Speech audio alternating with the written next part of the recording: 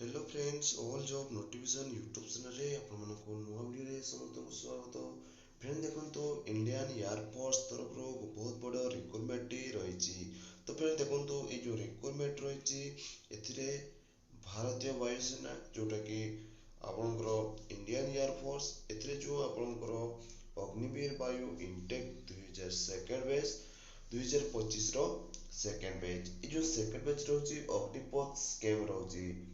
Agnipath scheme रे एथिरे जो फॉर्म अप्लाई डेट देखंतु एथिरे आपनको डिटेल्स जणेबी आपनकर क्वालिफिकेशन एज लिमिट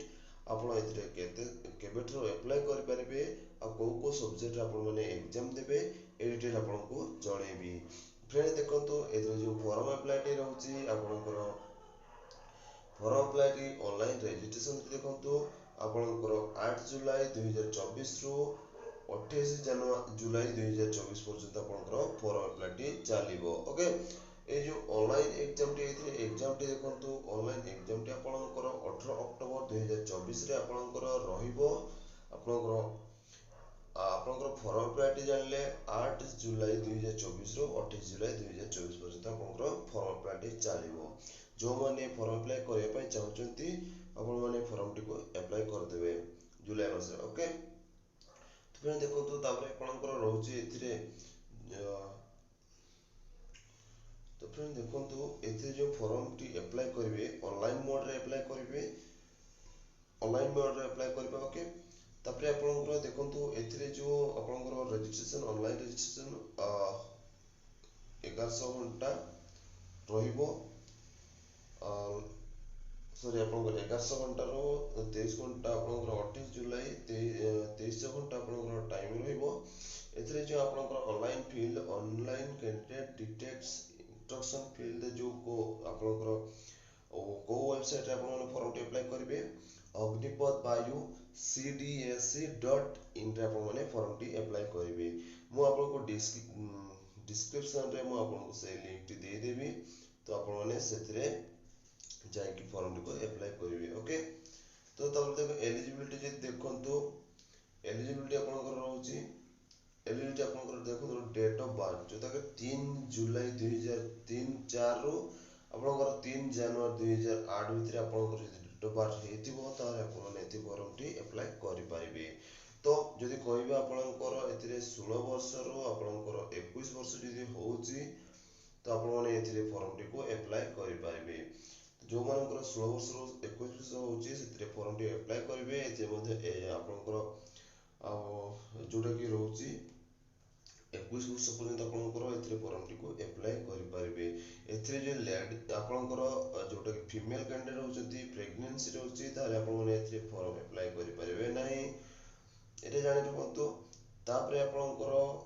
जोटा कि क्वालिफिकेशन देखंतु क्वालिफिकेशन रे आपनकर एथिरे कोन मागिची क्वालिफिकेशन जदि आपनकर +2 मागिची तो देखंतु आपनकर इंटरमीडिएट बा +2 जदि पास करथिबे ता सहित आपनकर मैथमेटिक्स फिजिक्स इंग्लिश इंग्लिश रे जदि आपन माने क्वालिफिकेशन करथिबे एथिरे आपन माने आपनकर जोटा कि मिनिमम मार्क आपनकर 50% रहितिबो ता सहित आपन इंग्लिश रे मध्ये 50% मार्क एग्रीगेटेड रहितिबो ताले आपन माने एथिरे फॉर्म अप्लाई करि परिबे। ता सहित आपनकर अदर देन अदर क्वालिफिकेशन रे आपन जोटा कि रहउची 3 वर्षर डिप्लोमा जदि 3 वर्षर diploma mechanical electrical autonomous electronics autonomous computer science instrumentation technology ए सब रे जदि आपन माने क्वालिफिकेशन करिसंती ताहले आपन माने एथिरे फॉर्म टी को अप्लाई करि परिबे। एथिरे आपनकर मार्क केते रहउची ना आपनकर 50% मार्क ता सहित आपनकर 50% मार्क इंग्लिश रो 50% रहितिले डिप्लोमा रे आपन माने एथिरे फॉर्म अप्लाई करि परिबे। ता सहित आपनकर एथिरे जदि 2 वर्षर वोकेशनल कोर्स करिसंती आउ 2 वर्षर नॉन वोकेशनल कोर्स करिसंती एथिरे 50% मार्क आपनकर सब रे रहितिबा दरकार इंग्लिश रे मध्ये 50% मार्क रहितिबा दरकार। जे आपनकर ए सब रहउची एथिरे फॉर्म टी को अप्लाई करि परिबे। तो एथिरे जे देखिबा आपनकर देखुतु अदर देन साइंस सब्जेक्ट रे जो माने फॉर्म अप्लाई करि परिबे पास इंटरमीडिएट जोटा कि +2 रहउची इंटरमीडिएट इंडियन साइंस सब्जेक्ट रे एथिरे 50% मार्क मागिछि आपनकर जदि 50% मार्क रहुछि तार आपण एथिरे फॉर्म टिके अप्लाई करि परिबे तो पास्ट तापर आपनकर और रे एटा पके परिबे 2 वर्ष रो वोकेशनल कोर्स जदि करथिबे तो मध्य फॉर्म टिको अप्लाई करि परिबे एटा जान रखले तो आपण फॉर्म टिको अप्लाई केते क्वालिफिकेशन में एटा जानले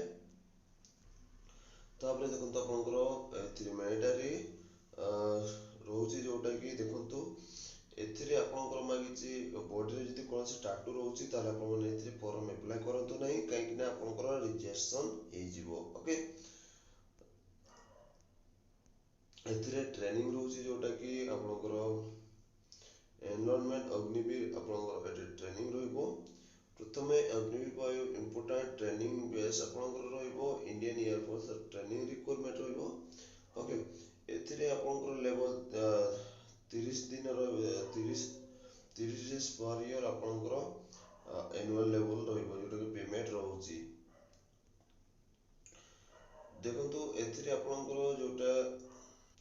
तो एथिरे देखंतु आपनकर जोटा कि पीटी पीएफटी जोटा रहुछि एथिरे आपनकर देखंतु 1600 मीटर रनिंग रहिबो मेल कैंडिडेट मान पर 7 मिनिट रहिबो आ फीमेल कैंडिडेट में 8 मिनिट रहिबो ए भितरे आपण माने क्वालिफाई हवा दरकार ता सहित आपण मेल कैंडिडेट मानकर एथिरे रहुछि देखंतु 10 टी पुशअप 1 मिनिट रे 10 मिनिट ब्रेक परे 10 टी सिट अप रहिबो 1 मिनिट टाइम रहिबो 2 मिनिट ब्रेक परे 20 टी स्क्वाट रहिबो 1 मिनिट टाइम रहिबो 2 मिनिट ब्रेक परे आपनकर आ अन्य हबो तापर आपनकर फीमेल कैंडिडेट मानकर देखंतु फीमेल कैंडिडेट मानकर 10 टी सिट अप रहिबो 1 मिनिट 30 सेकंड 10 मिनिट ब्रेक परे 15 टी स्क्वाट 1 मिनिट 2 मिनिट ब्रेक परे 10 टी सिट अप करिवे ओके एजे जानले तापर एग्जामिनेशन फीस देखंतु आपनकर ए जो एग्जामिनेशन फीस टी रहउची एग्जामिनेशन फीस टी आपनकर 550 टका रहइबो एथिरे जीएसटी फीस कडी कि आपनकर 500 टका एथिरे फॉर्म अप्लाई फीस टी देबे ओके एथिरे आपनकर को सब्जेक्ट देखंतु एग्जामिनेशन टी रहउची को सब्जेक्ट आपण माने एथिरे एग्जाम देबे से डिटेल जानंतु देखंतु आपनकर एथिरे जो एग्जाम टी रहिची आपनकर सिलेक्शन प्रोसेस रे आपनकर जोटा कि सिलेक्शन प्रोसेस रहउची सेथिरे आपनकर मोबाइल फोन स्मार्टफोन भितरे आपण जेते एग्जाम देते जिवे सेथिरे ए डिवाइस गुडे को नै कि जिबे नहीं तो ए जो पीडीएफ फाइल टी मो टेलीग्राम चैनल रे अपलोड कर दोची तो आपण माने मो डिस्क्रिप्शन रे टेलीग्राम चैनल टी देछि सेथिरे आपण माने जॉइन हे कि आपण माने ए पीडीएफ फाइल टी पढ़ी पारिबे ओके ऑनलाइन टेस्ट रहबो ए जो ऑनलाइन टेस्ट रहबो 48 रु 62 घंटा आपनकर टाइम रहबो एटे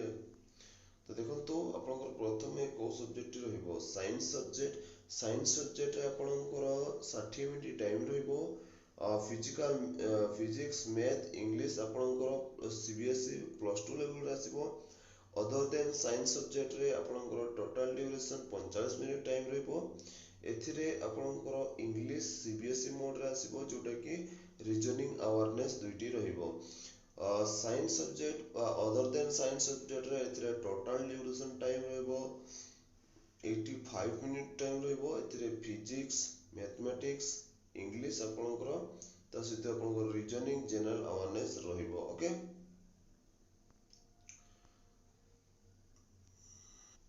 तो ये थिरे आपण मन छोटी इन्फॉर्मेशन बा अपडेट आ जहाँ भी सब अपडेट आसीबो आपण माने ए चैनल माध्यम रे जानि परिबे तो सेति पे समस्त चैनल को सब्सक्राइब करिवे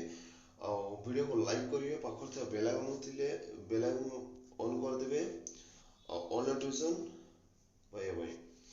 तो वीडियो को एडिट सब जय हिंद जय जगन्नाथ नेक्स्ट वीडियो देखाबा वंदे मातरम।